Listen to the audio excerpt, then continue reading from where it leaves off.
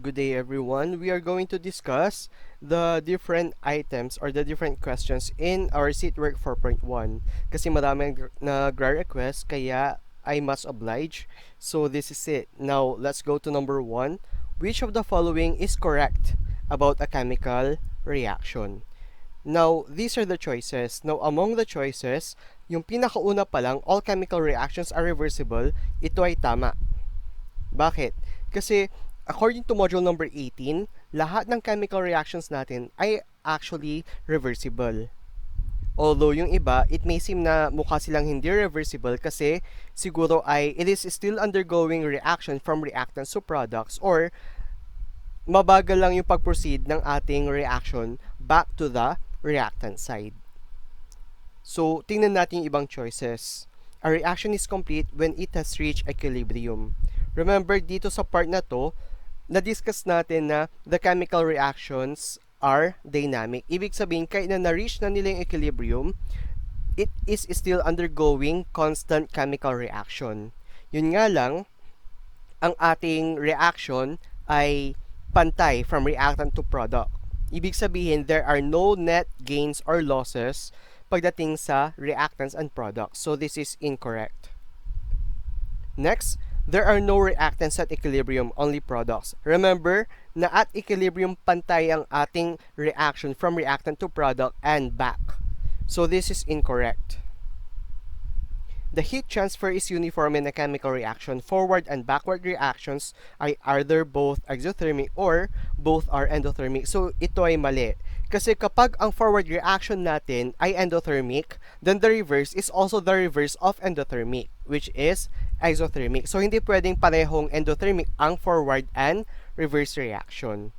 So, the answer in number 1 is this one. All chemical reactions are reversible. Next, let us have number 2.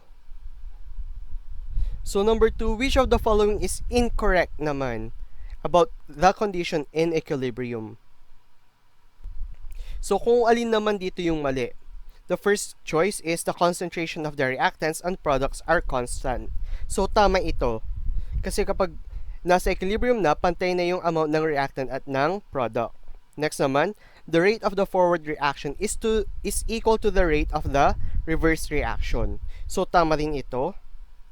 The third one, the ratio between the concentrations of the reactants and products is constant. So tama rin ito kasi nasa equilibrium na, kaya dapat wala ng net gains or wala ng net losses sa part ng reactant and the product side. The rate of the forward reaction is the reciprocal of the rate of the reverse reaction. Ang nagpamali dito ay yung word na reciprocal. Kasi when we say reciprocal, parang directly proportional. So, both must go up or both must go down. Samantalang dito, the rate of the forward reaction is reciprocal to the rate. So, hindi naman pwede na lahat ng mga chemical reactions ay mag-proceed muna sa from reactant to product and then lahat ng product mapupunta sa reactant kapag nasa equilibrium. Hindi ganon. So, the answer here is this one. Okay? Next, let's go to the next number. So, consider this chemical equation. If the reaction quotient is lesser than K, which of the following is true about the reaction system?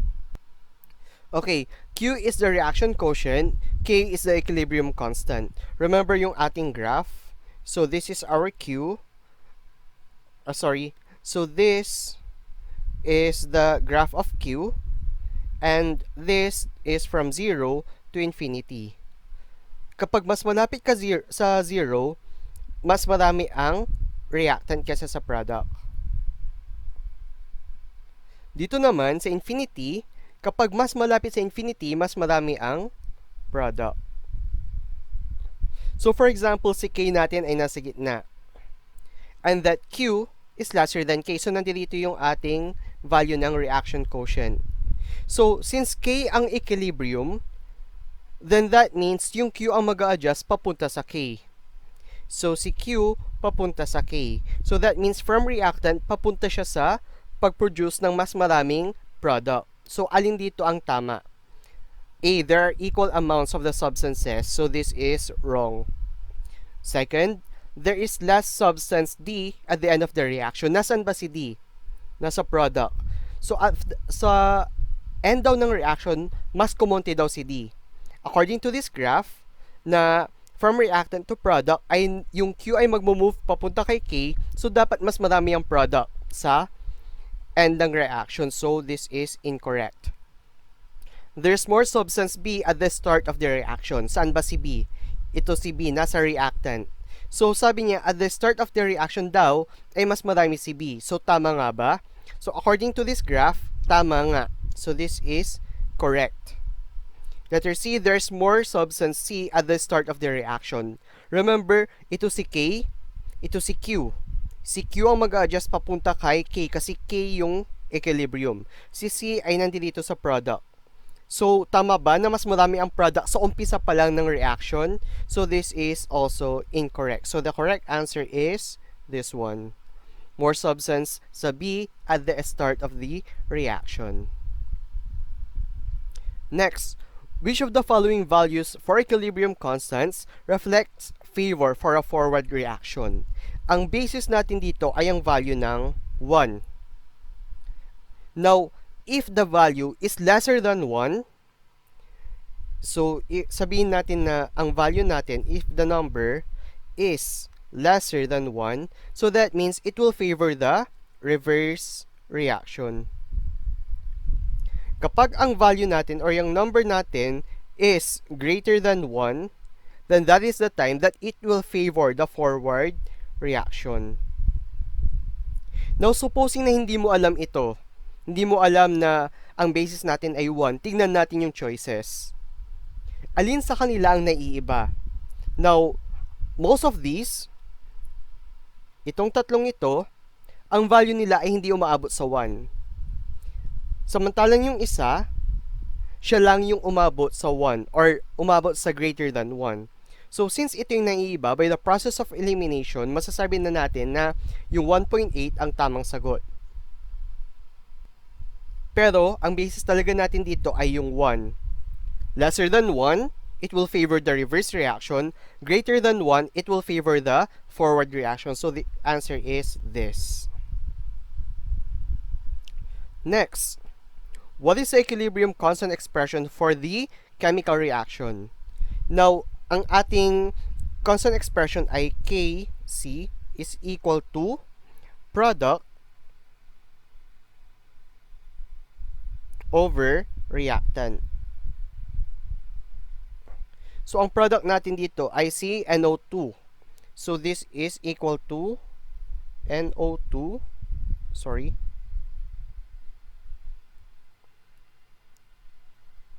And then, kung ano yung coefficient, yun yung magiging exponent. So, it will become NO2 squared over the reactant. The reactant is NO. Exponent ni NO ay 2. And then, O2. So, dapat ganito ang kalalabasan ng ating equilibrium constant expression.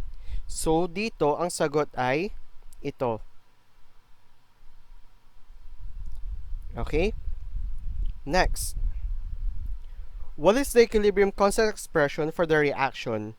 So, ulit, reactant muna sa taas, product muna sa taas over the reactant. So, this will become yung product which is COCl2. Ang coefficient niya ay 2, kaya magiging exponent niya ay 2 over the reactant. Ang reactant natin sa umpisa ay si carbon. Remember, sa ating rule, hindi na natin isasama ang mga solid maski yung mga liquid na nasa purest form. So, this will become cancelled out. Ang kasama lang natin dito sa ating equilibrium constant expression ay yung mga gases or yung mga aqueous solutions. So, this is CO2. Coefficient niya wala, kaya as is. Next, Cl2. Coefficient niya ay 2. So, dapat ganito ang kalalabasan. So, among the choices, ang tamang sagot ay ito. Okay? Next question. Which condition favors the forward direction of a reversible reaction? Now, ito yung K and Q natin. So, remember, for example, this is our Q graph. This is 0. This is infinity. 0, all reactant. Infinity is all product. As basis, gawin natin na si K ay nasa gitna. Ayan si K. So, kapag ang Q natin ay lesser than K, for example, nandito si Q, papunta siya kay K. So, that means yung reactant ay papunta sa product. So, this will favor the forward reaction. Next naman, paano kapag ang Q natin ay mas mataas kesa kay K? So, all product. So, that means papunta siya sa equilibrium constant. And in order for him to do that, yung Q natin ay it will favor the reverse reaction. Okay? Paano naman kapag ang Q natin ay equal to K? So, ibig sabihin nito na kapag ang Q natin ay equal kay K, hindi siya mag-favor sa reactant or sa product. It is in equilibrium. So, alin dito sa mga instances na to na kung saan it will favor the forward direction? So, in this case, ito ay kung ang K ay mas mataas sa Q or ang Q ay mas mababa sa K. So, Q is lesser than K. So, this is the answer for this one. For a reaction in equilibrium, which of the following is incorrect? So, dito tayo sa incorrect. If the forward reaction is endothermic. The reverse reaction is exothermic, so this is correct. Kasi, kung ano yung temperature natin papunta sa forward, para magkaroon ng reverse reaction, kailangan ding i-reverse yung ating temperature. Kung ang forward reaction natin ay endothermic, ang reverse nun ay exothermic. So, this one is correct. Number 2, decreasing the temperature will favor the reverse reaction. So, sinabi natin dito sa question ay endothermic forward. So, therefore, exothermic ang reverse. Or exothermic, pag bumaba ang temperature, magiging reverse. So, this is also correct. Number 3, increasing the temperature will favor the forward reaction. Kasi nga, di ba, endothermic reaction siya. So, kapag tinasa mo yung temperature, mag-absorb siya ng heat, kaya mas magpo-produce siya ng product. So, this is still correct. The last choice, only the forward reaction will be affected by the changes in temperature. So, this is incorrect. So, kasi ang change in temperature affected dyan ang forward at ang reverse, according to Le Chatelier's principle. So, this is the answer. Next, which of the following will not affect? So, not affect systems in equilibrium. So, adding or removing the catalyst, changing the pressure, changing the temperature, changing the volume. So, changing the pressure will affect the chemical reaction. Changing the temperature will also affect the rate of chemical reaction, and so will the volume. So, dito lang tayo sa catalyst. So, catalyst ang tamang sagot. Para saan nga ba ang catalyst? It will speed up the chemical reaction. E paano yan? Nasa equilibrium na siya. Tapos dagdagan mo siya ng catalyst to speed up. So, pinabilisan mo lang yung rate ng pag-produce ng forward reaction at pag-return ng ating reactants or ng product back to reactants in the reverse reaction. So, pinabilis mo lang. So, technically, wala siyang pagbabago kasi when the system is already in equilibrium, there is no net changes in the amount of reactants and product. So, this is the answer.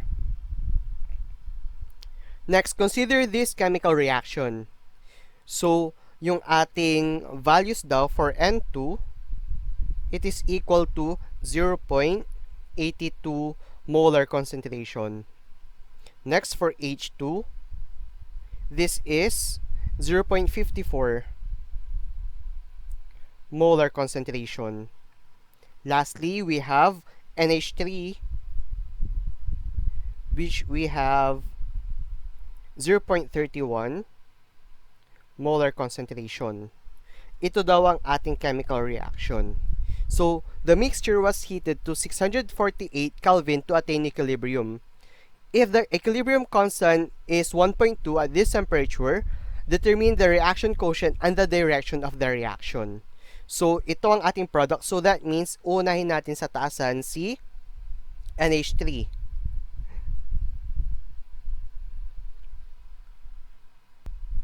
So, bakit si NH3 ang nasa taasan? Kasi siya yung product. So, product over reactant. Ano ang coefficient ng NH3? It is 2, kaya yun yung magiging exponent over the reactants, which are nitrogen and hydrogen. So, for nitrogen, wala siyang coefficient, kaya as is. And then, for hydrogen, 3 ang kanyang coefficient, kaya 3 ang magiging kanyang exponent. So, kapag ang gagawin natin ay we are going to substitute the values, ang kalalabasan niyan ngayon ay, for NH3, it is 0.31 molar concentration square over N2, which is 0.82 molar concentration. And then lastly, we have H2, which is 0.54 molar concentration. So, cube. So, kapag i-compute na natin siya, okay, so by plugging in the values dito sa ating calculator, ang kalalabasan niya ay ito. So, 0.74. So, this is equal to 0.74. Ang ating unit ay wala.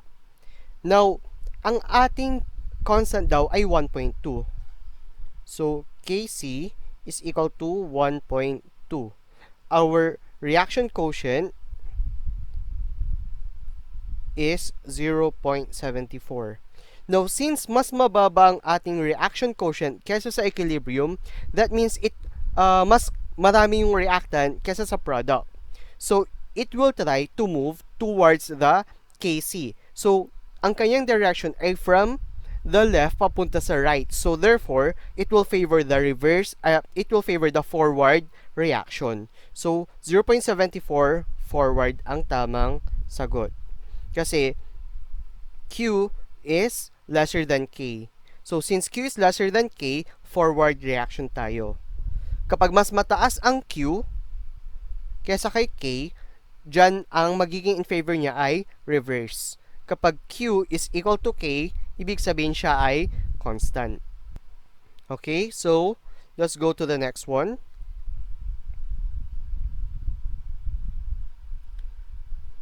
So, consider this chemical reaction. A 1.5 liter reaction vessel contains a gaseous mixture of 2.1 mole of NOCl, 0.52 mole of NO, and 0.21 mole of chlorine gas. If Kc is 0.035 at 673 Kelvin, what will be the reaction quotient and the direction of the reaction? So, ang note natin dito ay kailangan muna nating i-convert from mole over liter into molar concentration. So, mole of solute divided by the liter of the solution. So, ang ating mga reactants ay NOCl, which is 2.1 mole. Next, we have NO, which is 0.52 mole. And then lastly, we have chlorine, which is 0.21 mole. Now, these are in mole. We have to convert it to molar concentration. Para ma-convert natin, we have to divide all of them by their amount in liters. Yung total liters ng ating solution. So, divided by 1.5 liters. So, ang final answer natin dito ay magiging mole over liter. Mole over liter is the same as molar concentration. So, dito sa NOCl, sa NO at kay chlorine, so 2.1, wait lang, calculator. So, this is 2.1 divided by 1.5. This will be equal to 1.4 molar concentration. Next, 0.52 divided by 1.5 is 0.3467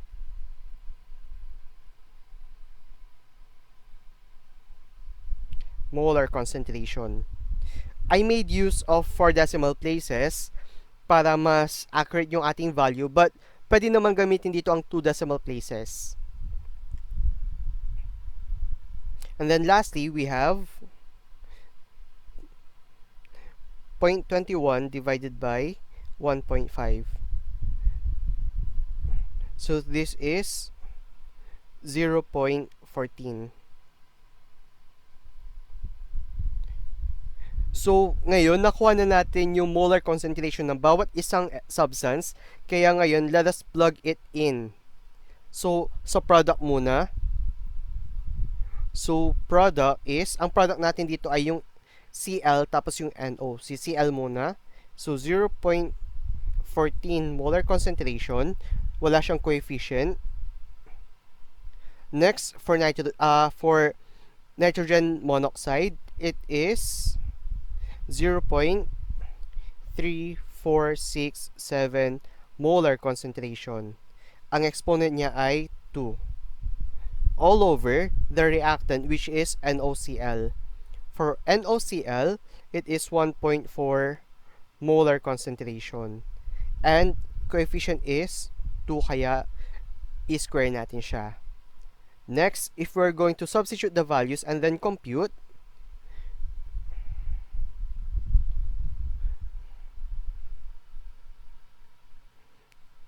so this is 0.14 multiplied by 0.3467 squared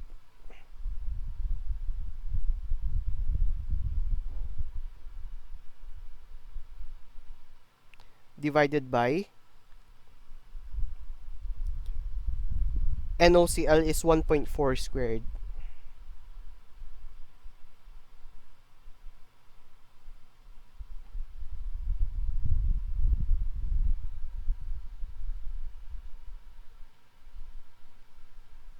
So this is 0.086.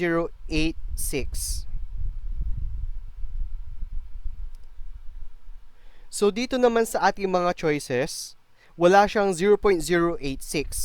Yun nga lang kasi, pwede magkaroon tayo ng differences in values dahil sa ating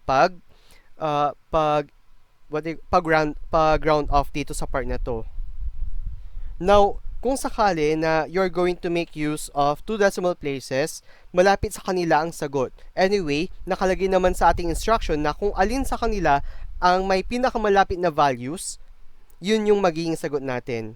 So, ang sagot natin dito ay 0.086 or 0.0859. So, 0.008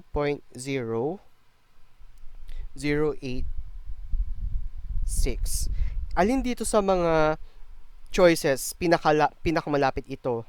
So we have 2. So these 2 are our 2 possible answers.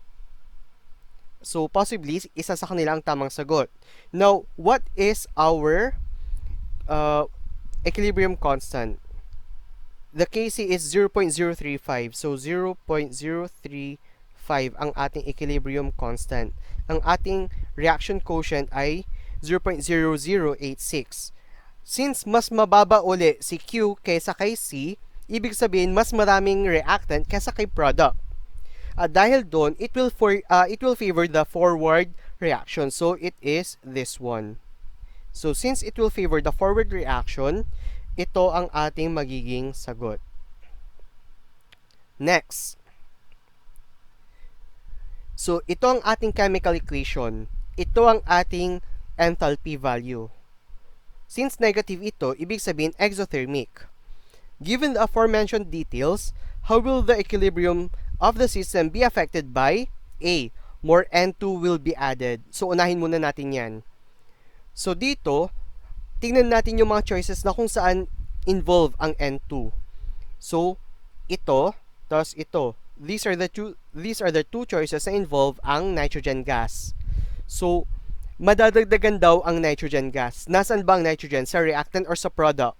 So, ito yung nitrogen natin, nasa reactant. So, kapag nadagdagan yan, what will happen? Nadagdagan ang ating reactant. So, that means it will favor the forward reaction. So, adding more N2 will favor the forward reaction. So, it is this one. So, this is incorrect. Next, decrease in temperature. So, bababaan daw natin yung temperature. Now, since ang ating reaction ay exothermic, ibig sabihin it will release heat. Kapag binabaan mo pa yung temperature, that means it will also favor the forward reaction. Remember, kapag exothermic, tapos bumaba ang temperature, favor siya sa forward. Okay? Another example, pag endothermic tapos increase ng temperature, forward pa rin siya. Magiging reverse lang siya kapag ang ating reaction ay endothermic tapos nag-decrease ka ng temperature. Or kapag ang reaction natin ay exothermic tapos nag-increase ka ng temperature. Now in this case, nag-decrease ka ng temperature tapos negative pa to, exothermic, kaya it will favor the forward reaction.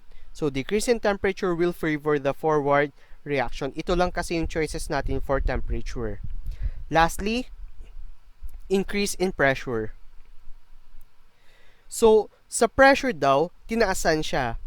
Kapag increase in pressure, it will favor the ones with the lower number of coefficient or lower number of molecules.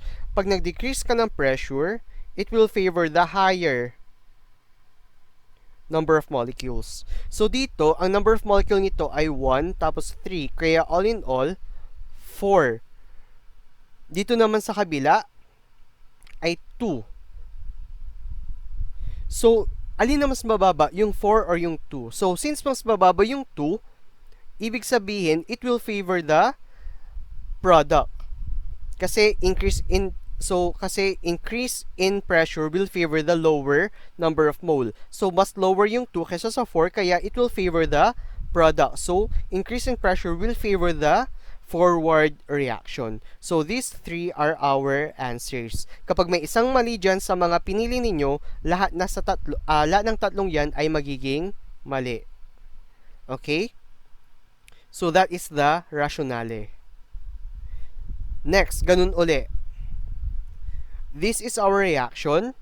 Ito ang ating enthalpy of the reaction. It is positive 904.4 kilojoules. Ibig sabihin, since positive yan, endothermic siya.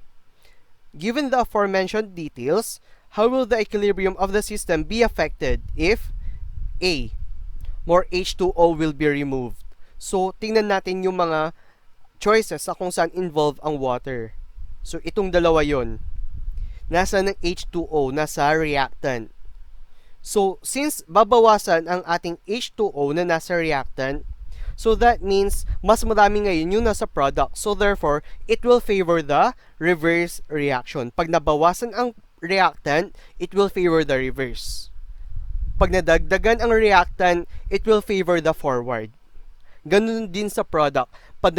Kapag nadagdagan yung product, it will favor the reverse. Kasi mas marami yung product, kaya pupunta yung iba sa reactant. Kapag nabawasan yung product, naging mas marami yung reactant, kaya it will favor the forward reaction. In this case, our water, which is in the reactant, babawasan. Kaya mas marami na ngayon yung nasa product, kaya it will favor the reverse reaction. So, lessening H2O will favor the reverse. Okay? Next, increase in temperature. So, ang ating reaction ay endothermic. Tataasan natin yung temperature. So, ibig sabihin, it will favor the forward reaction. Hanapin natin sa choices yung mga temperature ang maapektuhan. So, increase in temperature, dahil ito ay endothermic, it will favor the forward reaction. Okay? Next, decrease in pressure. Ito yung choices sa kung saan ang kasama ay pressure. So, decrease in pressure, tignan natin yung ating mga reaction or yung ating mga substances sa reaction. Bilangin natin yung number of mole. In this case, sa reactant, meron tayong 4 and 6, kaya 10 ang number of mole natin sa reactant. So, product naman, 4 and 5, kaya 9. Since babawasan yung pressure, it will favor the one with the higher number of mole. So, ang mas mataas ay yung 10. Kaya, since na-decrease ang pressure, it will favor the reverse reaction. So, decrease in pressure will favor the reverse reaction. Kasi kapag increase in pressure, doon tayo sa mas mababa, which is a product. Kaya magiging forward. In this case, decrease in pressure kasi, kaya it will favor the one with the higher number of mole.